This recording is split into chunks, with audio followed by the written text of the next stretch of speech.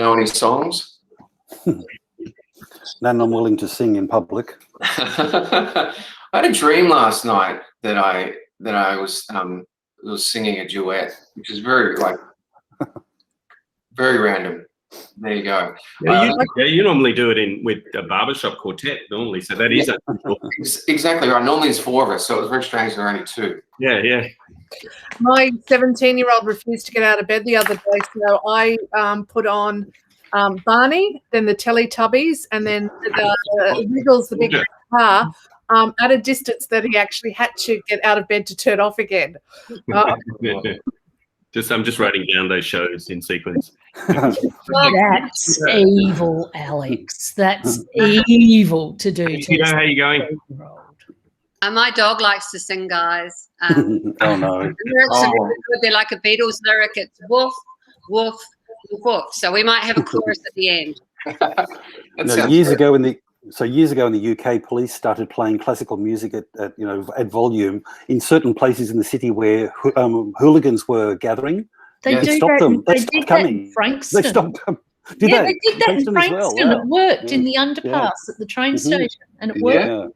Yeah, they did that in Lithgow as well.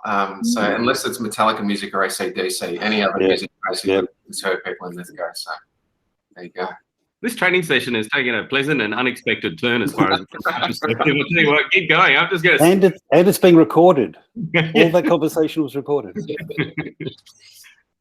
Miguel, this is very much for you, my friend. So I'm really happy to just sort of hand over to you. Do you want me to do an introduction or? Oh no, I think that's all good. Thank you very much, though, Neil.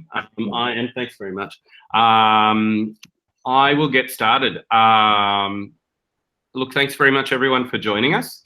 I would like to, before I get going, though, just acknowledge the traditional custodians of these lands on which we meet and recognise their continuing connection to land, waters, and community. And I pay my respects to their elders, past, present, and emerging. Look, what we're going to do today is we're really doing a little bit of the fundamentals curriculum. What we're going to start with, though, is search. And we'll do a little bit of 101 on search. And to do that, I'm going to just start by sharing my screen with you. So if you just give me 5 seconds, here we go. And I will get started. First up, those are my details. Actually, just a little bit about me. I am a journalist. I just finished working a stint before I started with Google a year ago at AAP. And before that, I was at news.com.au, 7 News, and SBS, basically working as an online news producer. I started working online in 1996 when I started working for a magazine about the internet. And that was called internet.au. And it was really cool in those days because people would get magazines to learn all about the internet and then get on it, which was great. But in a sense, it's always sort of influenced how I look at the internet. I still see it as a bit of a hobby. So let's get started. Today, we're going to have a look at what you can use, I guess, Google for primarily, which is search. I want to show you a couple of tricks in a few minutes that hopefully save you some hours when you're searching. Firstly, a little bit of background about what you search for and the results you get. You might be familiar with these. These are called knowledge panels. They're information boxes that appear on Google when you search for entities such as people, places, organizations, or things. Can I just ask, someone has a lot of stuff on their desk that they're moving around. And yes, sorry, that's me. I'll mute. I just threw a coffee all over my desk. I'm trying to... Oh, no. I'll mute. You're keeping yourself very composed, though, considering I would be jumping about, basically. Sorry about that. So yeah, look, your knowledge panels are really useful because essentially what they do is they gather together information really quickly. They surface things like Wikipedia. They essentially sort of replace the topic pages that you might have found years ago when you were doing a search. They're really useful.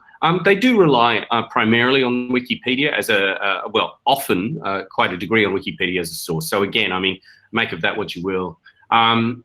But what we're going to look at now is Google's advanced search page. I want to go through this because I tend to find that this is a really, really useful tool that we don't all use that much or that comprehensively. So, and look, let me just, for what it's worth, I'll just share the URL with you, just in the chat window. So, and as I say, by the way, if you want to, don't hesitate to interrupt, or you can use the raise hand feature, whatever you like, just to interrupt the conversation or get me to repeat something or whatever. I have a tendency to speak really, really fast, especially when I think I've got to squeeze a lot in.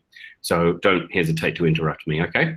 Now, from the top, Google's advanced search page will allow you to find a word or a string of them using the different search fields, whether it's all these words, exact word or phrase, or any of these words fields. You can also exclude a term using this field down here. And the really handy thing is that, whoops, again, is, my mouse has gone mad, is that you've got sort of useful little helpers over here on the right-hand side of that to help you enter text in there or whatever you want to basically filter your searches. You can also narrow your searches by language, by region. Now, region means country in this context. Okay, so again, if what you're looking for is search results in Germany, yes, that's good. If you're looking for search results in, New South Wales, not so good. But that's okay. I'm going to show you a few little ways to circumvent that and filter that, certainly in terms of government departments and things like that. Site or domain is one of the more useful parameters you can apply to any search, because again, if you're in the business of searching for specific things rather than getting the most results you possibly can, this is the sort of field that you're interested in, because again, you might be interested in filtering your search, limiting your search, for a government domain, a specific company, an academic URL such as edu.au or another university, or even your own university. Also, the terms appearing is very useful. It helps you search for terms that are in the URL, the text, or the title. I can show you how to do that too, but again, sometimes you might be more comfortable working in this sort of environment, and I don't blame you if you are. It's a good tool, Google's advanced search page. And finally, again, if you're in the business of looking for content that you might be able to license, or in fact you're searching for content according to license or usage rights, you can see down the bottom that there's a little tool to filter that. And there's also a file type format filter, which again is another one that I'm going to show you a shortcut around. However, really incredibly useful if what you're searching for is a document that is in a particular file format. Now, what we're going to look at is the subject of Google search operators. This is sometimes known as Google hacking. They don't often use that term very much. I think it somehow has bad connotations. But essentially what you want to think of it is as a type of Boolean syntax for Google. So if you're comfortable with Boolean syntax, you're in business right here. Now, a Google search returns only pages that sort of match all your search terms.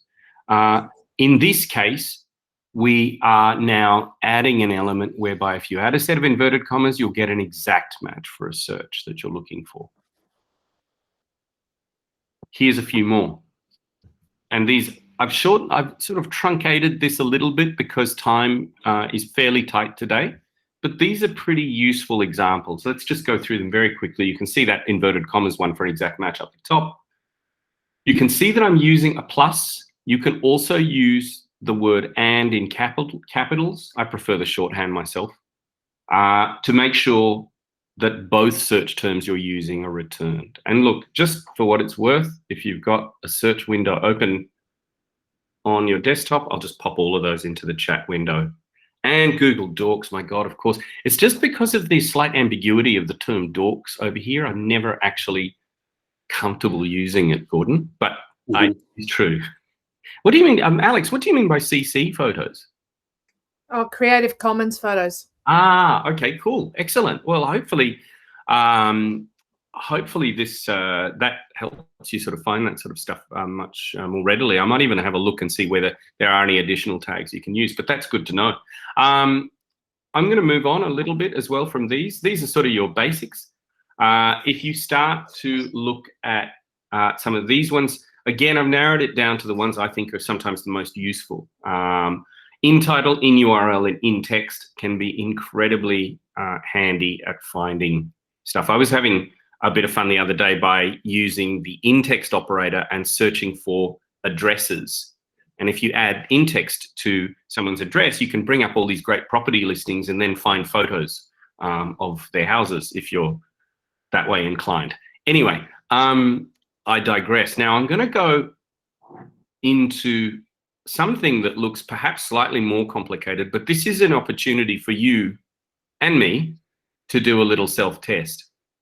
Now, I've gone through what all of those different operators mean. And in fact, let me just quickly just flash through those again. So you can see here, this is your starting set. These are the ones that I find are almost easiest to remember because, you know, again, inverted commas for an exact match and or a not are fairly easy to remember. And of course, that site one's really good. Then don't forget in title, in URL, and in text. They're also pretty self-explanatory. So to finish off, does somebody want to take a guess at what this is looking for? And where it's looking for it? And don't be shy. So that's in Treasury, and Yep. and then looking for the Land Council. Which Yep. Looking for the phrase Land Council. And in fact, I should of course have actually had an example ready to look at, but I will do that right now.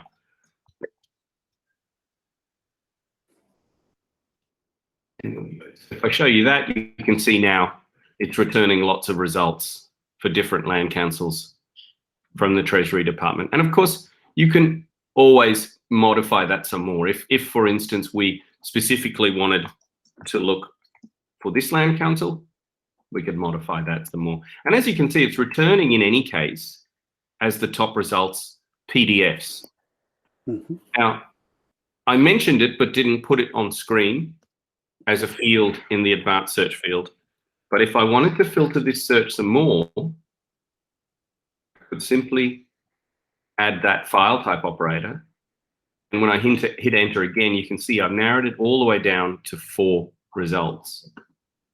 So you can see this is useful for when you're looking for something very specific. By the way, if you're interested, I've shared that with you in the chat window. And as always, I encourage you, if you've got your own project, Gordon, how you going? Yep. Oh, no, sorry, I wanted to let you finish first, but what I was going to say is when we taught this to the first-year students last year in second semester, we gave them lots of ideas and lots of tools to find news stories, ideas for news stories that are buried in government websites, you know, because quite often this stuff isn't on the surface, but it's buried in a website. And students are always worried about, how do I find a news story? They're always asking. And they all said, I wish I knew this in first semester.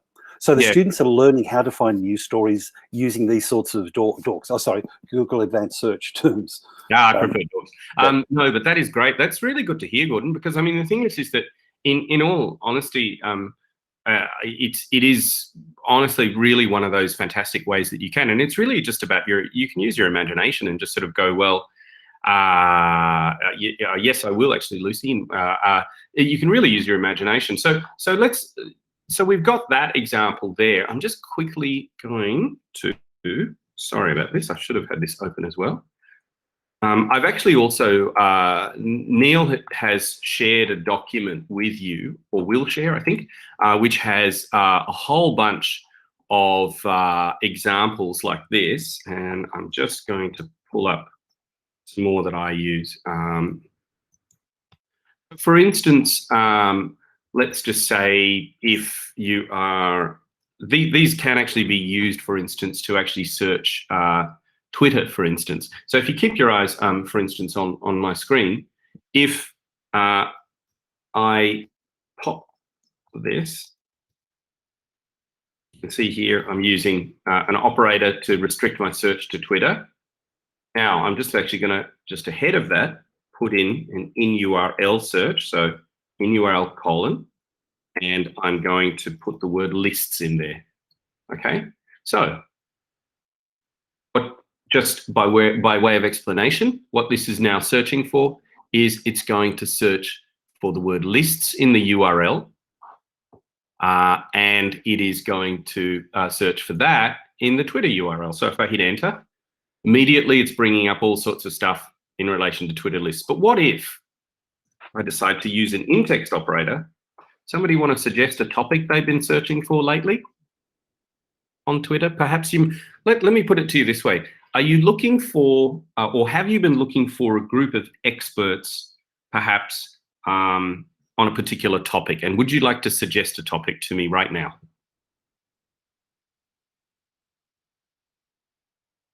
I'm going to suggest a few. Coronavirus misinformation. Okay, cool. It's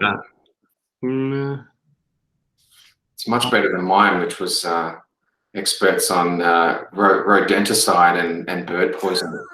Hey, that is not a bad suggestion, Neil, because you know the more granular and more bloody specific you get, the better. And I have a feeling as well that that may have something to do with your alternative career as a farmer. And if that's the case, I want to help you with that. Well, I don't want to think Gordon's thunder there, but yeah, there was a big announcement by the government today. Thank you, Gordon, where they're basically, in their words, releasing the napalm version of rodent poison to help farmers. But unfortunately, that will have a massive impact on wildlife as well. So. Yeah, okay. So have a look here. You can see already, because I've used an in-text operator, it's looking for these various phrases. Now, I've shared those with you in the chat window. And actually yeah, that's an interesting one, Denise. There's actually, everyone, I don't want to get too far off the topic, but if you are interested in the contentious stuff, I would have a look at the URL I've just shared with you there. It's called Herd Locker. It's a new tool that claims to filter out about 90% of the noise on Twitter, and it's got an about page which will explain how it does it. To be quite frank, I'm not convinced yet. I haven't used it. But anyway, I wanted just to get back to this. You can see now it's retrieving all sorts of mentions of COVID-19. You can see also that I've given myself lots of options here. You know, sometimes even it might even be worth sometimes using misspellings, deliberate misspellings. For instance, if you want to find wackos on Twitter, misspell COVID. And yeah, that is a fantastic suggestion. Twitter's advanced search page is really, really good to then retrieve content like that. But anyway, I'm going to press on a little bit because there are a few other examples. I just want to quickly show you how, for instance, here is a fairly commonly used phrase. I'm going to use it as a sort of topic with a set of inverted commas. Now, if I use that phrase, you can see the results are fairly random. We do get scholarly articles at the top, but again, if, for instance, let's see, what if I try RMIT? That would be rmit.edu.au. We can see if it turns up, and there you go. So you can see already it's retrieving lots of examples from your own URL, and I'll just share that with you in the chat window. Oh, sorry, thank you for that. Thanks, Neil. I appreciate that, actually. I got so excited about that one. I really hope that the original URL I sent wasn't anything dodgy. Okay, so does anybody have any questions about this? Because I want to quickly jump to a different Google tool, but I'm going to keep these operators in mind. Any questions at all? Feel free to unmute. I know I'm kind of racing along, but hopefully between what I've shown you and the search operators that Neil has shared with you, you might be able to piece that together. But please do get in touch if you ever want to have a chat some more about these, or you think that there might be an application that you want to check, or something's not working for you, whatever. I really don't mind.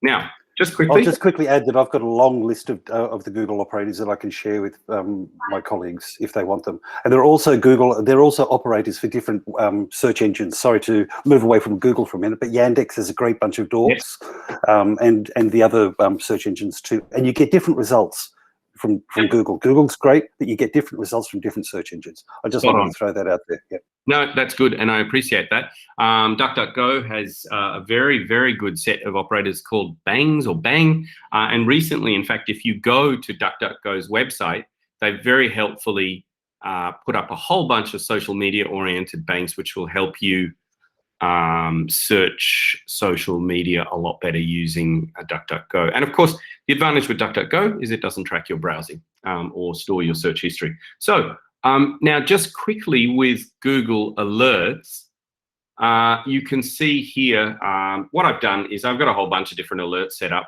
for all sorts of things. I'm just going to quickly show you this one.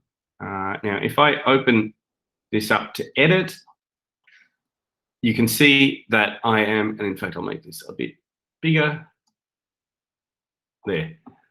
So you can see here, I've got a search operating string trained on the health.gov.au website, looking for anything that has COVID and vaccine in the title.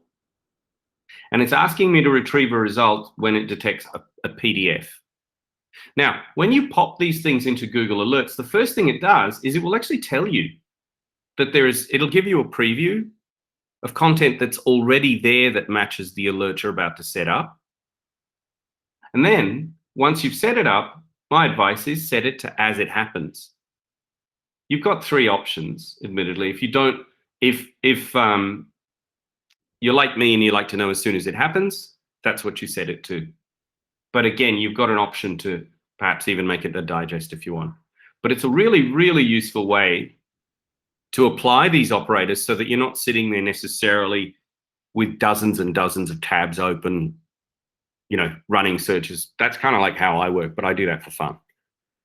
For you, if you're searching for a piece of information and if your initial search isn't returning it, perhaps then consider setting up and applying a set of Google search operators into something like alerts and see how that works for you.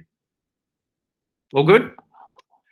I'm going to move on a little bit just now to, and now I was wondering, it might be worthwhile us having a little look at Pinpoint at this point.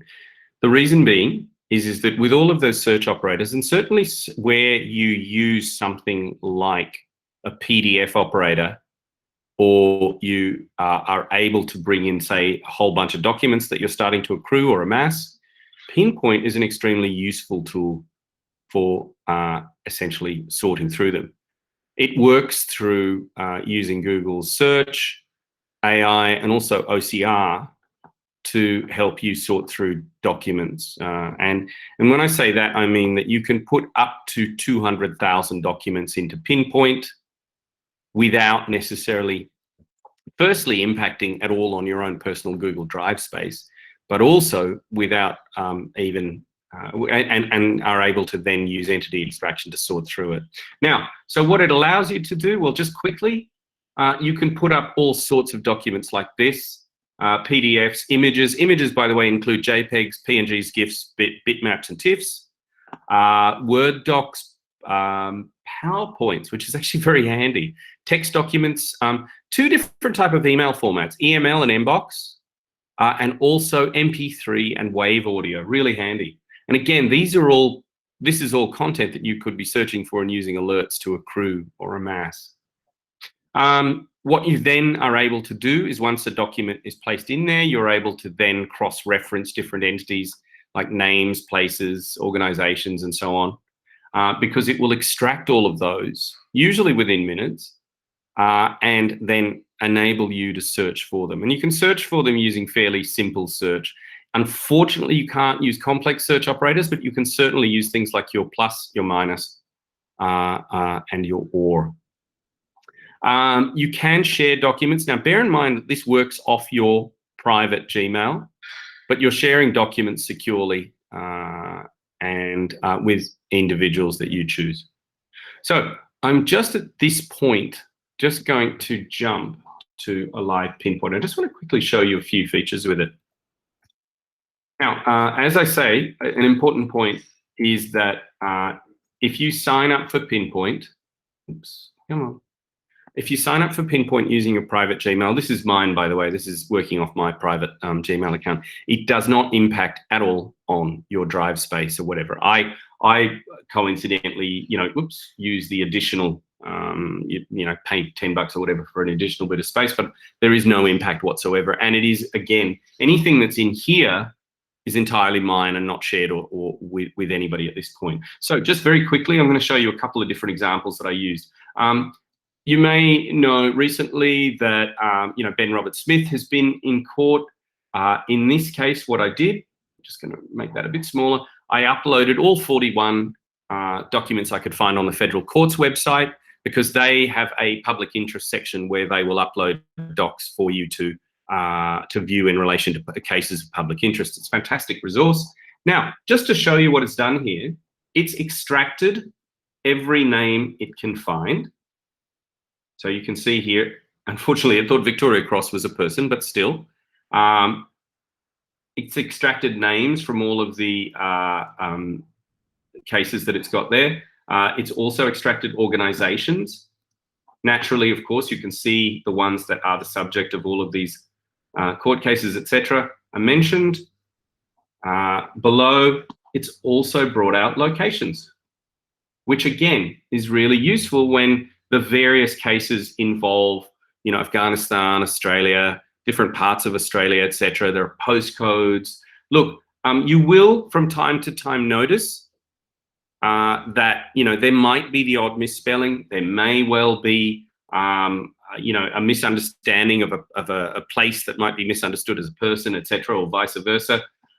It is really important, if you do sign up for a free Pinpoint account, that you use this button up here. That feedback button, that feedback button is very, very closly monitored, let's just say, and they certainly are keen for any feedback anyone's able to give them. Very quickly, I just want to show you that if we jump to, I'm just going to quickly show you what it does with audio. Now, I've probably cheated by picking perhaps one of our clearest speakers ever, but I have uploaded 4 different bits of audio to Pinpoint. And again, just want to show you, this is what the entity extraction has done. It's pulled out names, organizations, locations. Now, I'll just show you, for instance, what happened when I uploaded a audio of a program called This Day Tonight from 1973. You can see that it's transcribed the show into text. Now, interestingly enough, we know he was a popular prime minister, but I don't think that was his name. So what if I want to check it, right? And it was done. And God created advisors and aides and press. So you can see it allows me to check a clip and see whether and check that audio against my transcript. Now, once it has transcribed it, it also lets me download the audio, download the transcript, or even just simply copy that doc and share that.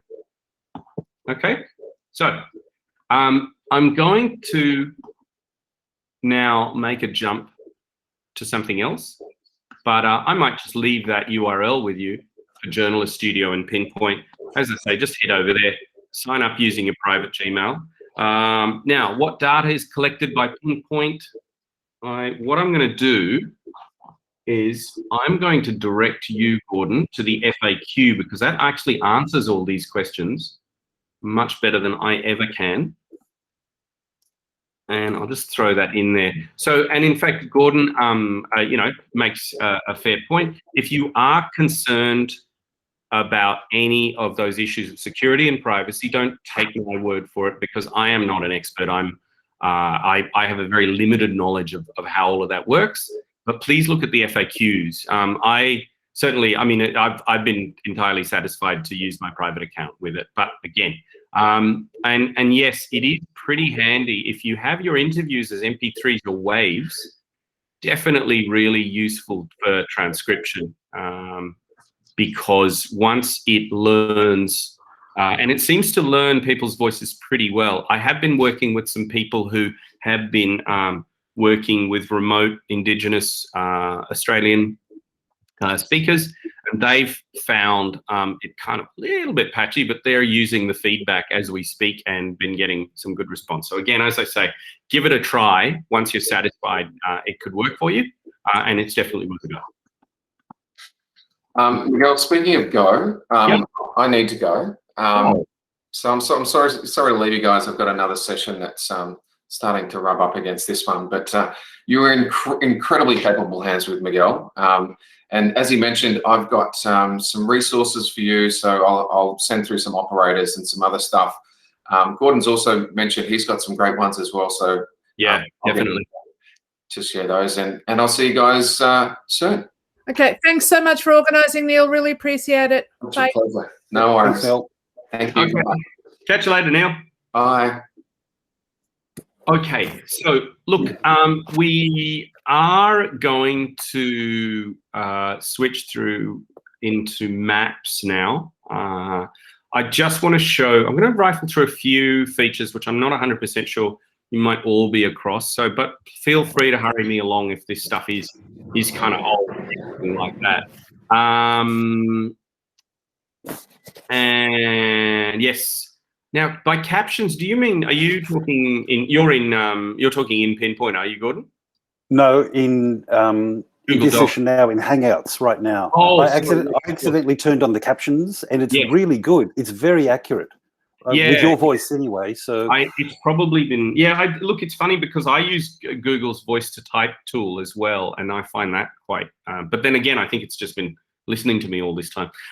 Anyway, look, I'm going to show you a few little features about Google Maps. I just want to, it's one of those tools which I think, you know, I tend to use a lot with teaching, and has a few useful features. Let's just see. I'm just going to quickly jump to a live.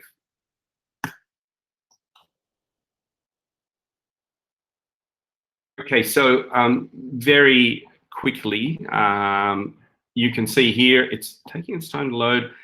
To switch between views, just remember you've got this box down here. You know, I must admit I prefer the sort of satellite view. If you need to measure a distance at all as the crow flies, just remember to right-click and select measure distance. A white dot will appear where you want to start. Just simply click to where you want to measure to. If you need to change it, you can simply drag that. If you want to plot a second point, or a third, or a fourth, or a fifth, you can just keep going. And all the while, it'll recalculate your distance down below.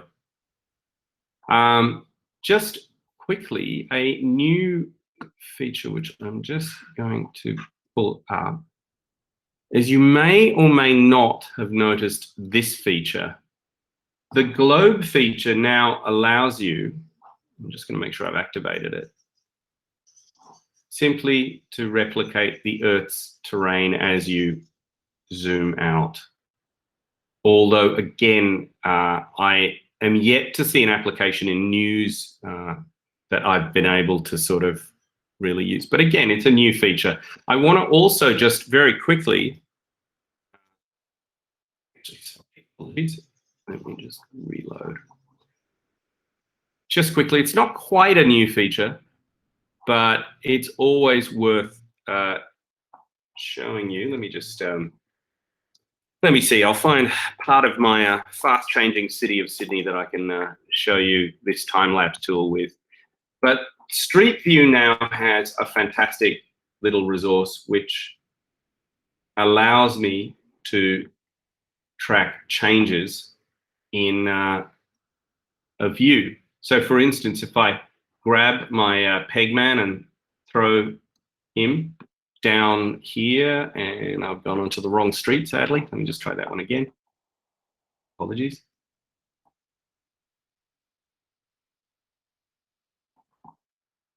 It's just down the wrong end of Anzac Parade, that's why. Let's just try down here.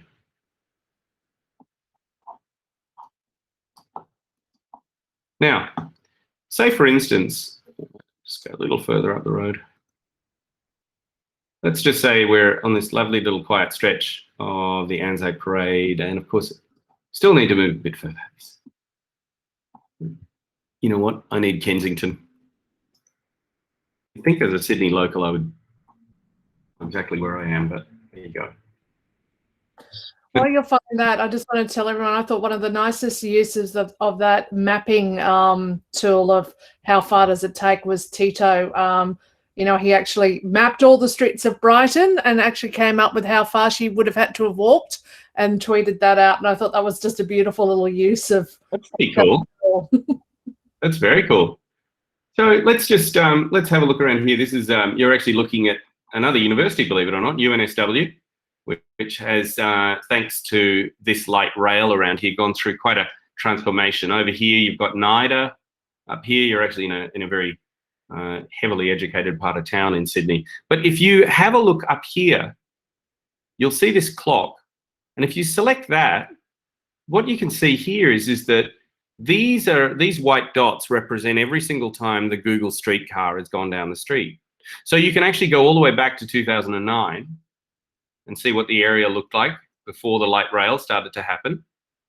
If you wanted to maybe check in on it midway through, let's have a look at 2013. You can see still pretty much the same. Not a whole heap of work yet. What about if we jump to 2015? Actually, it's really funny. They've done a lot of work in a very short space of time here. And jump forward a bit. Still pretty cool. Now, if we get a little bit closer, you can see the tracks have gone down and it's looking like more of a building site. At that point, NIDA obviously went into some fairly major works. And again, with those, if you wanted to, you can track the progress of that just simply by going back into this.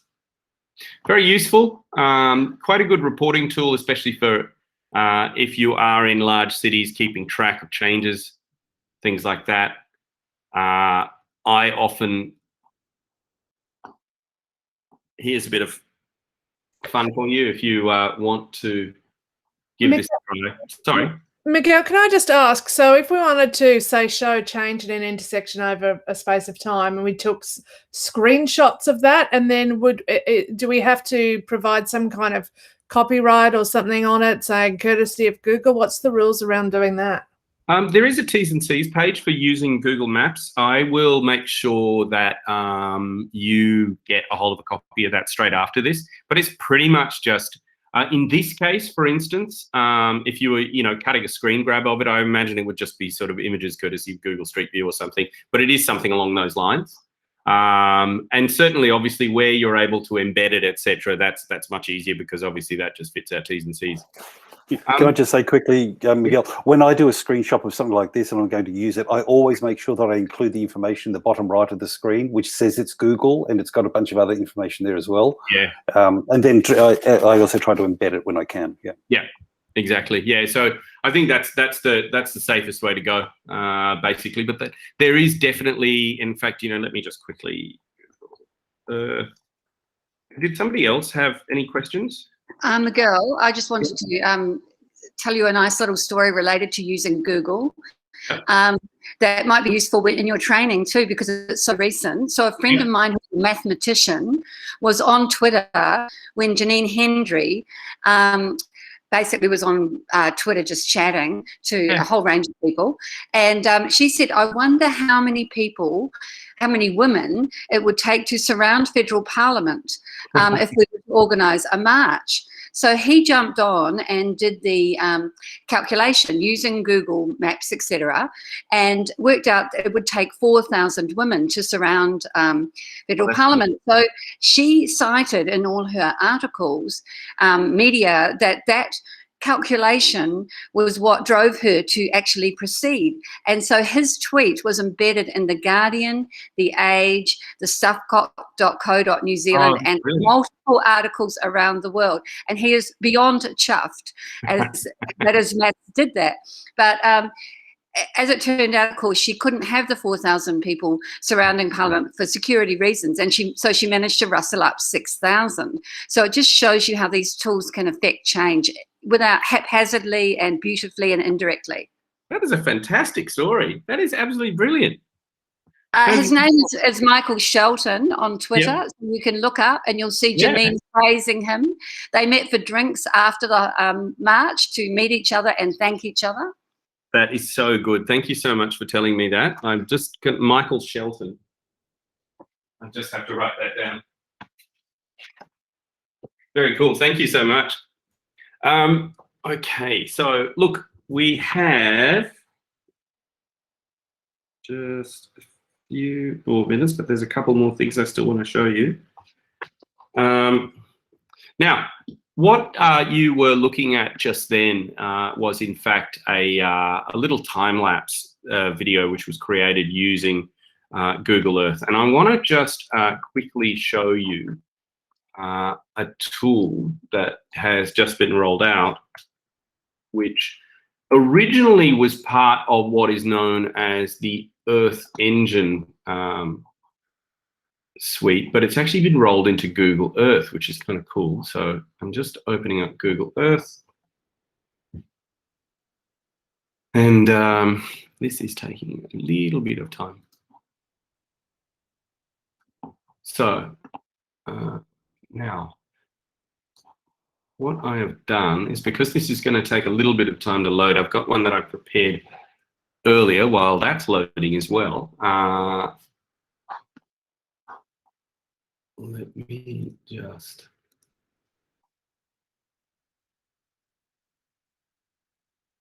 All right, cool. We might even... I could start with this one. Yeah, look, I was just using it this morning, actually, funnily enough, to just look at a site in a city near Tel Aviv, which I think a rocket landed inside Israel sometime earlier this morning. But just a few features with Google Earth. Now, obviously, there are really cool features like the fact that you can look at a view in 3D just simply by hitting that button just down the bottom right there. That can be quite useful for looking at terrain, etc. Now, the feature I want to show you now, though, is one that's just appeared in the last couple of months. I'm not sure if you might have noticed it. If you look down the bottom right-hand corner, bottom left-hand corner here, you'll see this little Activate Historical Imagery button.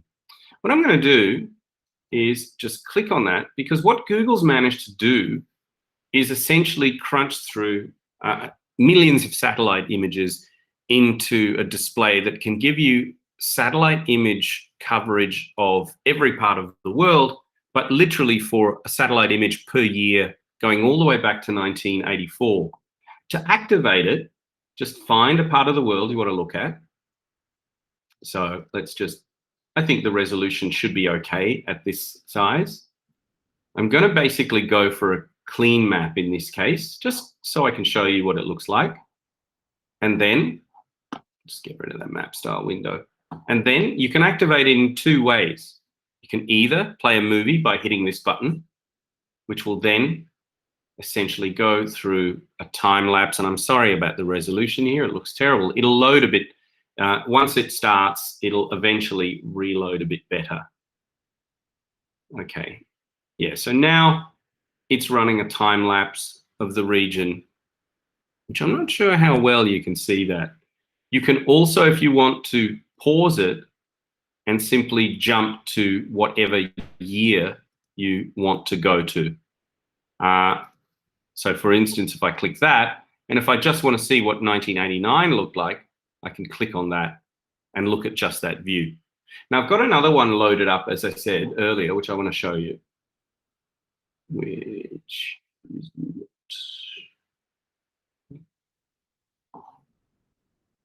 and I'm just going to bring it up again because, here we go. That's a bit better. So let me just, what you are looking at now is Gladstone Harbour in Queensland. So why don't we, whoops, just zoomed in perhaps a bit too much. I'm not, usually the resolution on these, it works a little bit better if you zoom out a teeny bit. But as you can see here, what I'm interested in, obviously, is really the evidence of any mining, okay? So I'm going to activate my film. Just simply hit that play button. let's have a look. So you can see here things like roads appearing, tailings dams, the city itself obviously growing, and things like that. Really easy to activate and a very, very handy tool. Again, if you were ever planning on using one of these, my suggestion would be simply use a screen capture to capture what you've got there and worry about the T's and C's a bit later on. Alex, are you from Gladstone? Is that what you were saying, or? I'm from Rockhampton, but when I was the editor of the ABC up there, we covered Gladstone as well. So I did a lot of Gladstone stories. Okay, cool. It's quite interesting, some of the stuff that's going on. If you have a look, I just noticed this today up here. Yeah, I just can't get over how it's all developed. I mean, Gladstone used to be a sleepy old town. Yeah, it's quite incredible. And you know, I mean, we're looking at it literally its growth as a city over since 1984, and obviously in Queensland, you know, and some parts of New South Wales, some of these areas have grown very rapidly in the last 10, 15 years. Gives you a really stunning sort of visual record of how it works. Obviously, if any of you are, for reporting purposes, I can't even begin to talk about how useful this is. Just quickly though, a couple of other features just for reporting purposes. You have this ability.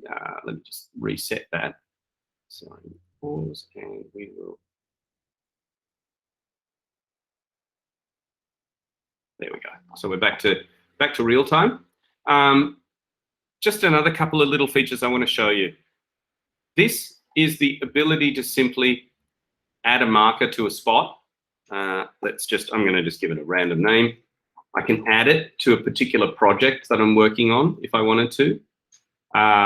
If I want to, I can give it any number of customization options. I can add a picture to it. I can change its name, change font, text. I've got various sort of markers and icons I can use. This is sometimes a very, very good way for people to present work.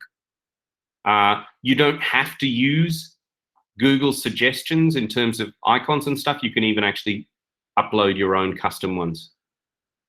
Don't stick to our tools if you don't necessarily want our look.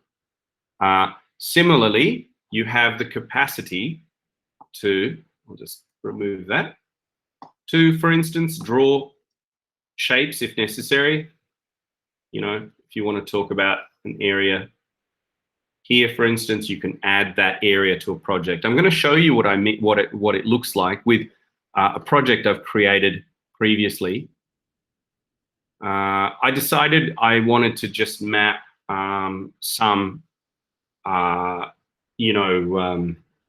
do you call them? Wind farms, solar farms, things like that in the New England regional energy zone. It's a fairly incomplete sort of map, but down the bottom here, if I click through these contents, you can see it's now going into this broad area that I've identified. For some reason, going back to Gladstone, looks like I've added my file to the wrong project. I'm sorry. Let me just see if I can find another one.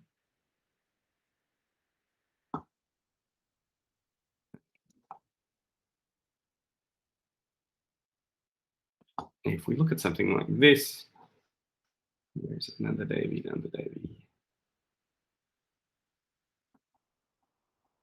I just lost the project, have I? But yeah, you can, actually this is probably a fairly good one to look at. If I hit present on this, I did a little map of Uluru National Park. Again, just you're able to click through this as a project and so on. And these can then be incorporated into a Google Earth Studio animation if you choose. But again, I mean, I think this is an example of where Earth Studio can be useful as a navigation tool, but as a project-based sort of tool, which does require a little bit of work. I mean, it's more than I can show you in a few minutes here, but I would encourage you, especially if you do enjoy looking at kind of new multimedia tools, to have a look at Earth and that time-lapse feature, because they are really useful and can be quite handy sort of reporting tools. Now, I apologize if you can hear a dog barking behind me. If you do have any questions, those are my details up on screen. And I thought I might leave a few minutes just instead of finishing up, whether you might have any questions, basically. Seemed to be quite a good discussion actually going on there. Gordon, so you were interested in more recent satellite imagery? Yeah. I find that Street View can be quite old in certain parts of the world and certain even sections within the same city. And you can turn a corner when you're in Street View and go from 2016 imagery to 2019 imagery without realizing it. So you've got to keep an eye on that. Yep. No, so, I mean, in terms of alternatives, there's always firstly Wikimapia, which is the user-oriented. I'm just going to share that URL with everyone. I will just... And Mapio, Mapillary as well. Yeah, and Mapillary, which I don't have the URL for just offhand, but it's a pretty distinctive name, so let's throw that in there. And the other thing I was going to say is this. I'm just trying to pull them up right now. There's for satellite imagery, and if you want sort of recent stuff, there's a brace of sort of hang on, sorry, let me just make sure. There is a brace of sort of satellite websites which are quite good. And I just are they free though? Because a lot of the really up-to-date ones require a subscription. Yeah, a subscription, but they're free in a sense. I use the Sentinel Hub. Yep, I use Sentinel Hub. And I'll just share that with you. And throw that in there. What was the other one? Remote Pixel is another one. I'm not sure if you're familiar with that one. Remote Pixel. Yeah, I'll share that URL with you as well. Now, obviously, with some of these, look, I'll just quickly show you what Remote Pixel looks like, because it is quite a good one. Remote Pixel sort of works on this. So Alec, you said you were from Rockhampton. Let's see what's happening over Rockhampton now. Are you hopefully seeing my screen? No, sorry. Sorry. Now you're seeing my screen, hopefully soon. So this is the Remote Pixel URL I've just shared with you. Now, it works on a couple of different satellite platforms. You've got Landsat and Cebus. Where you have coverage over an area, you'll see these funny squares. So here over Rockhampton, let's click on that. You'll see now, just simply by clicking on it, it's now sampling through whatever imagery it has. And down the bottom, now I'm going to click on one. I mean, obviously, some of these will not be the most inspiring views you've seen. However, it's Rockhampton. It's clearly inspiring. Yes, exactly. But you can see there, it's brought up an image. Actually, not too bad. Not too bad at all. I always have my fingers crossed, because there often can be, a lot of cloud cover, etc., that sort of thing. Let's just go through a few others. Yeah, it's looking lovely. Oh, a little bit cloudy, very rare. But I just want to show you that. Let me just see, when was this from?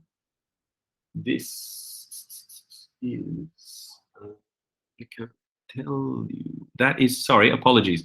That image, because when you mouse over the image, it will, down the bottom of the screen, just down here, and it's kind of small, so you won't see it. It is telling me that it is from the 15th of April 2021. So that's pretty recent. So if that gives you an option of more recent imagery, that can be that can be useful. Now, one thing, yep.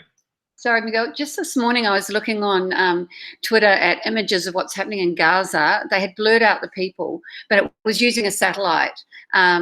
It was pretty fascinating to see. Yeah. And news media obviously hasn't been able to verify, or they just don't trust it yet. But yeah, they are using it really of the moment, aren't they? They put things on Twitter that they would never dare put on their website, I noticed. And then once they're verified more, it yeah.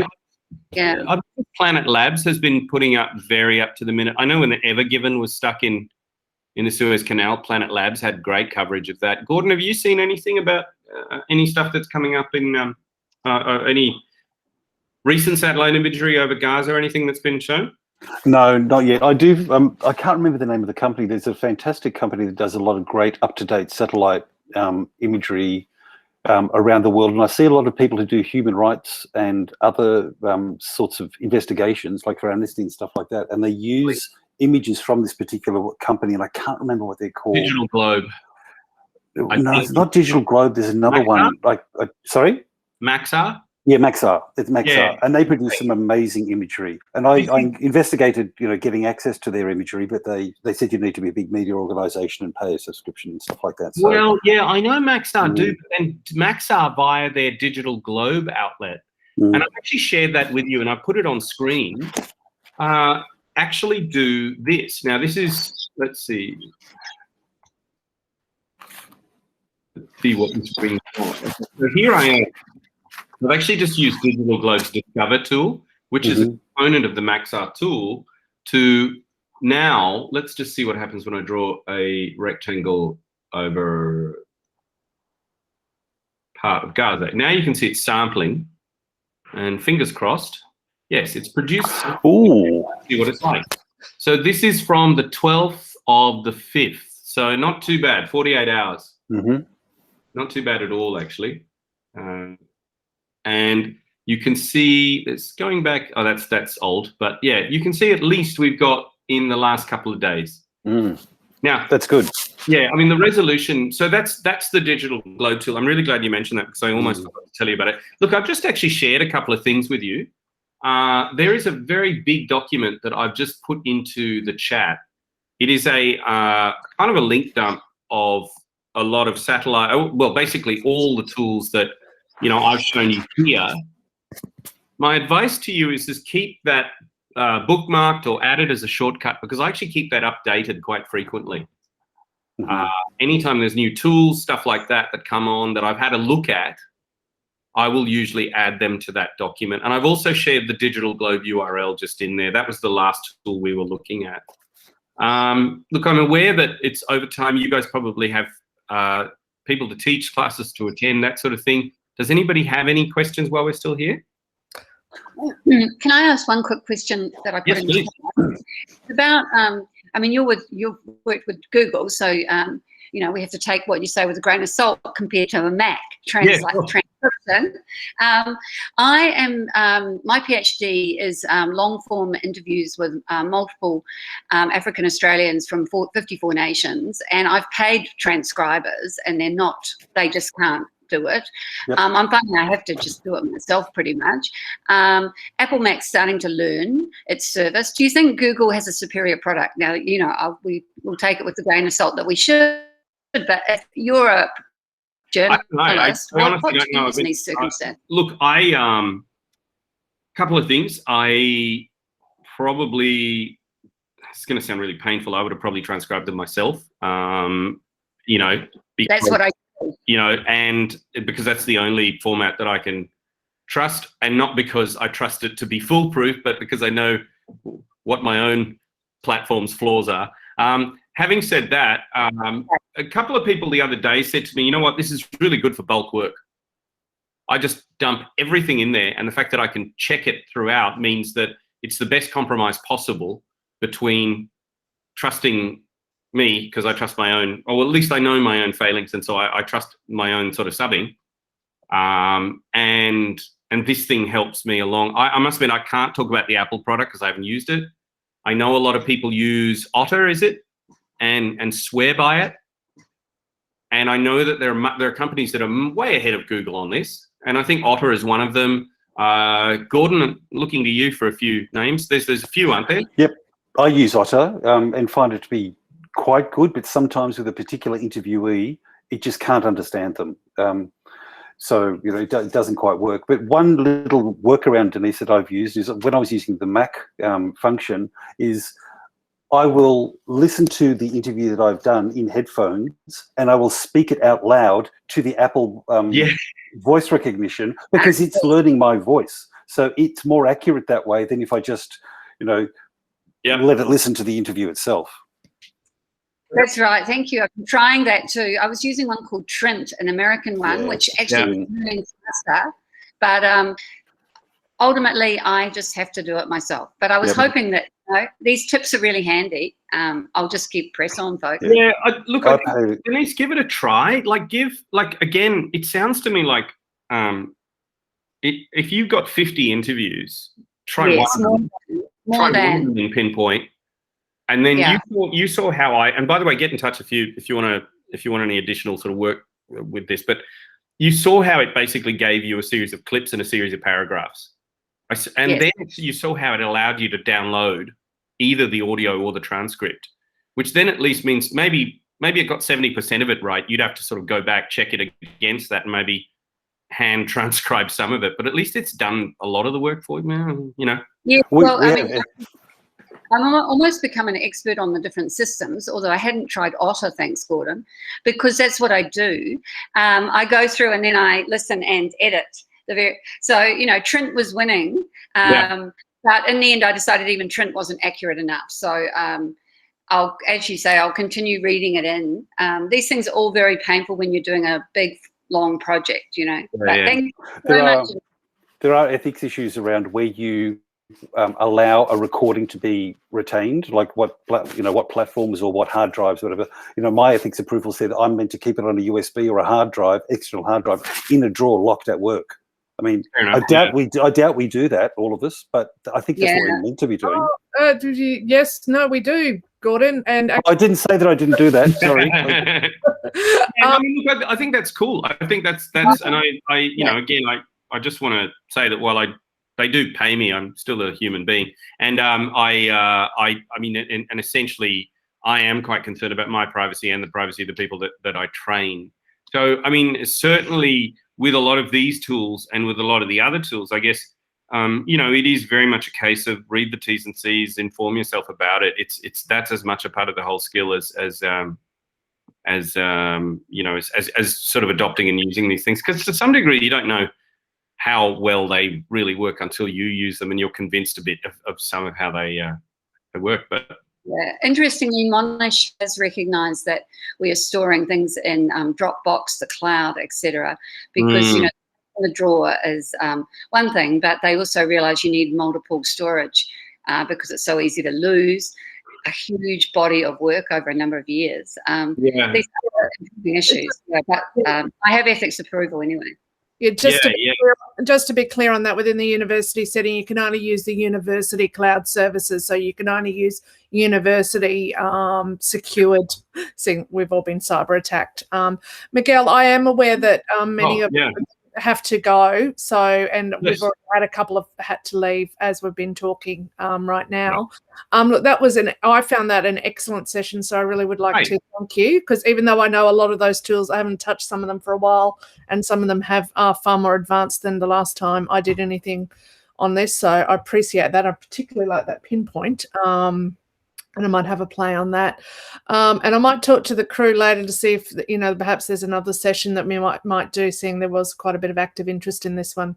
Because I think it's always good for those of us. I mean, I know for Gordon and Tito, you know, they're using these tools all the time, but for the rest of us, I think it's really important to keep up our practice and to know what we can do. And also, it's not just useful for actually teaching, for reporting, it's also excellent for our own research. And I was sitting here thinking, this would be great for people like Antonio, you know, working in another country, you know, able to look at what's happening without actually going there. So I can see a lot of that.